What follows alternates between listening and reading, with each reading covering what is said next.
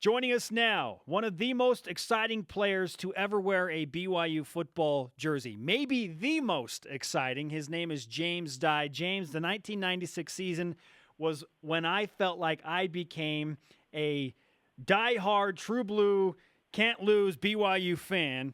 And you were a huge part of that. How much contact do you keep with those guys, and how often do you think about that 96 run? Well, first and foremost, boys, thanks for having me on behalf of all of us 96ers that year. Life gets so busy, and the amount of time that has passed, I mean, over a decade, almost two, since that team and those successes. Every now and then through Facebook, through social media, we all reach out to one another. And I just spoke to Dennis Simmons last week. Funny story, he was actually in my stomping ground, my neck of the woods in South Central Los Angeles, sitting with my high school coach, who is quite the choir boy, if you guys catch my sarcasm. And he told him that he played with me at BYU, and next thing I know, I'm talking to Dennis, who works for Washington State. He's a coach there, and I'm talking to my high school coach, and it has been eons, or had been eons since I had spoken to him. But it's funny how, 6 degrees of separation in your circles, your centers of influence, cross paths with people that you know. And so I talk with, at random times, I talk with just about everybody, from Will Snowden to Elon Edwards, whether it's running into Chad Lewis, or someone when I'm on vacation in Utah. We all kind of, our paths always cross one way or another because of familiar stomping grounds.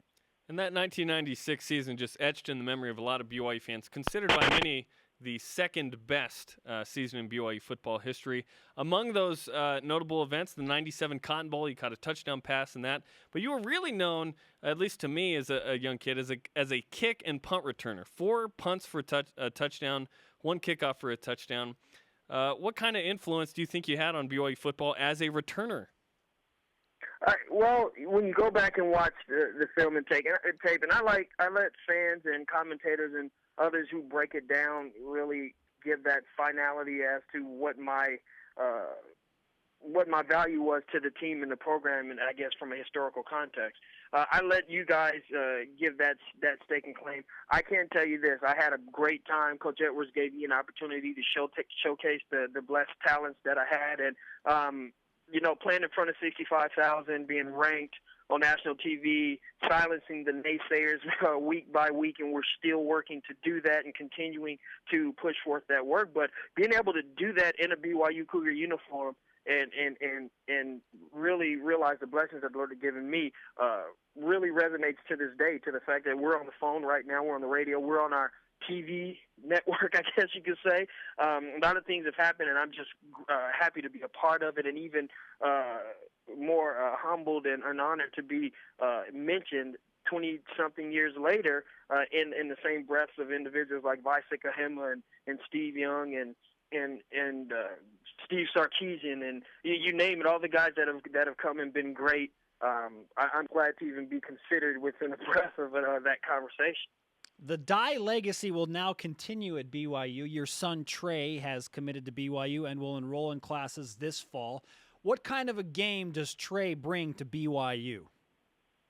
He brings a game similar to mine, except on steroids. Really? But not literally, yeah, right? No, not literally. Oh, okay, just wanted to make sure. Figuratively, not literally.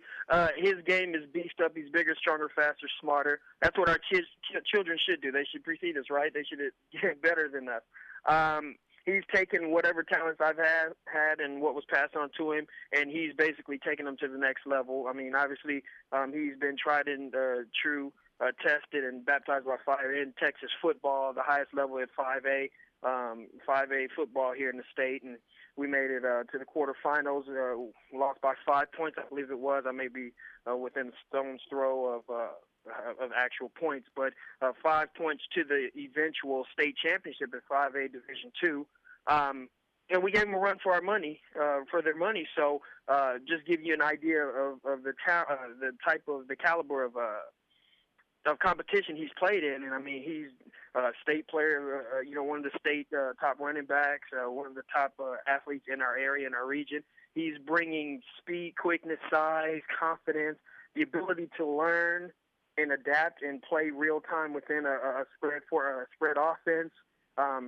Being able to get into a system where I know BYU's working to have the fastest snaps or plays from line of scrimmage.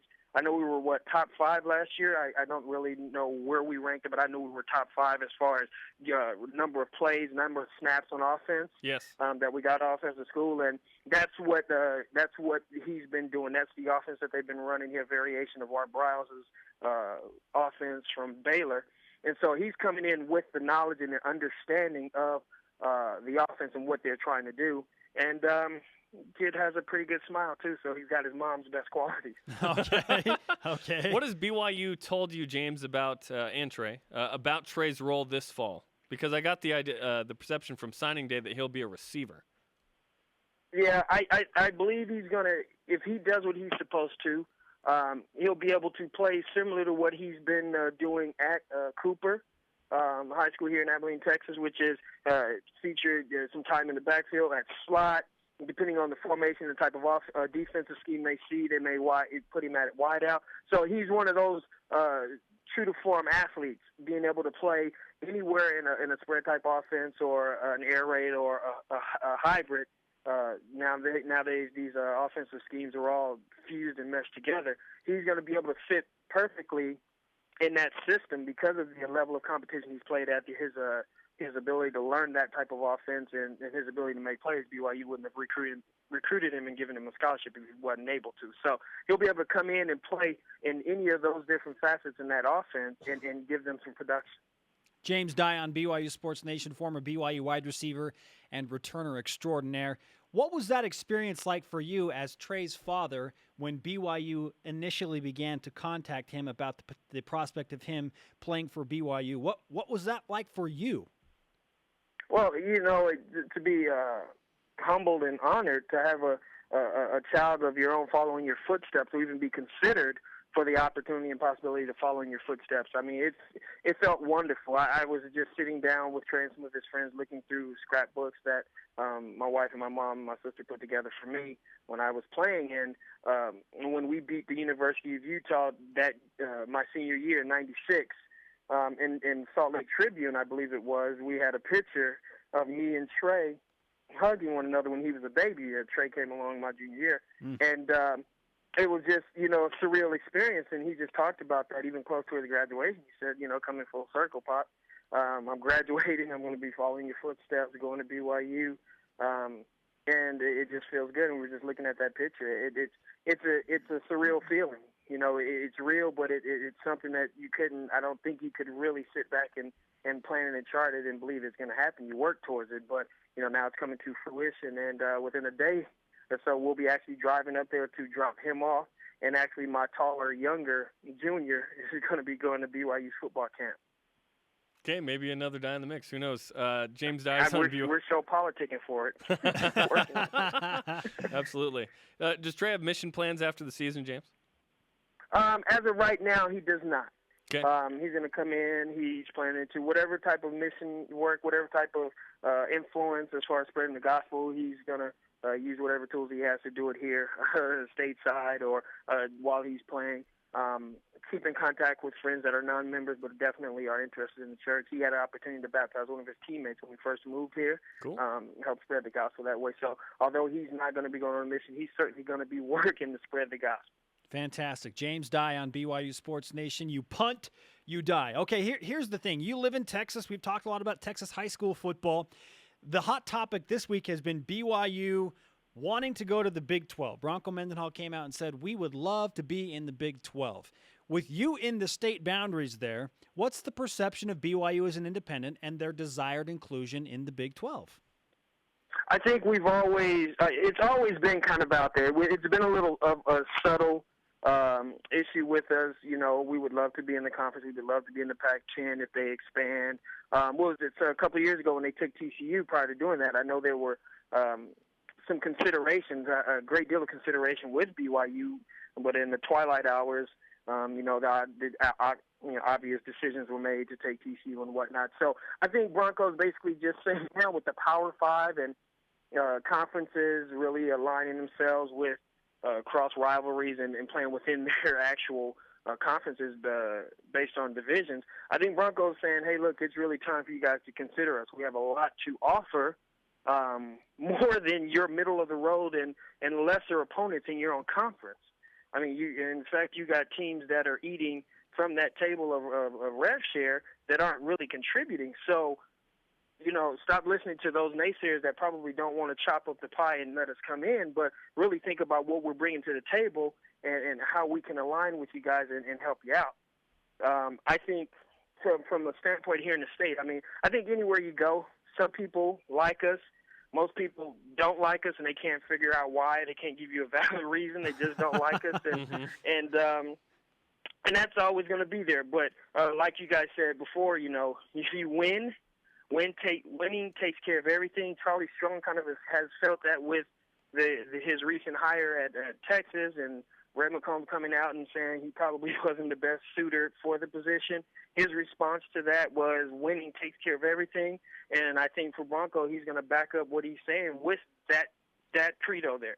If we win, then nobody can deny us. If they deny us, then they look like fools. But we have so much to offer to any conference, or even staying as an independent, we offer so much to them as an opponent, which is why I believe Texas and UCLA continue to come back and play us, even with Notre Dame, because we are a viable opponent, and we do have a history and tradition and honor. So, nice. You see that? You like that plug there? But but I think here in the state, I was reading some information and kind of talking to some individuals, and the word is, you know how words are until it actually becomes something final. They're not really interested in us, but I think that's probably a little smoke and mirror, because they're going to have to make a decision with these Power 5 conferences all going to 12, 14 teams. So I don't know if they're going to really, in my opinion, take the Big 12 conference serious without being able to at least have 12 members in there. Right now they're at 10. So who knows what will happen. I think we wait with bated breath, and we actually get a little anxiety in waiting, because in this society, in this day and age, we like to get our information now. It's like Verizon, get it now. We want to know what's going on.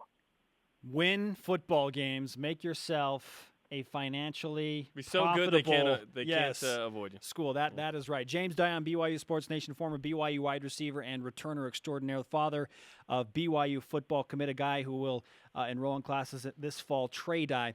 James, I know a lot of people across BYU Sports Nation are interested in what you're doing right now, so can you give us a brief 20 to 30-second life update on what's happening in the Dye family? Yes, father's 6, 5 boys, 1 little beautiful redhead girl. I got a senior right now that, graduated, a freshman coming to BYU. I got a senior here at Abilene Cooper High School. We'll be playing his final season, so hopefully we can send him that way. I moved to Texas a little over 3 years ago to become a teacher and a coach. And I coached at Lone Peak High and was set to coach at Mountain View before moving out here and become a teacher. I'm a middle school teacher right now, working with the feeder program, Madison Middle School, that goes into Cooper, and I'm also part of that program, that coaching staff up there as well. And guys, I'm just having a blast. I tell you what, watching 22,000 fans in a crosstown rivalry.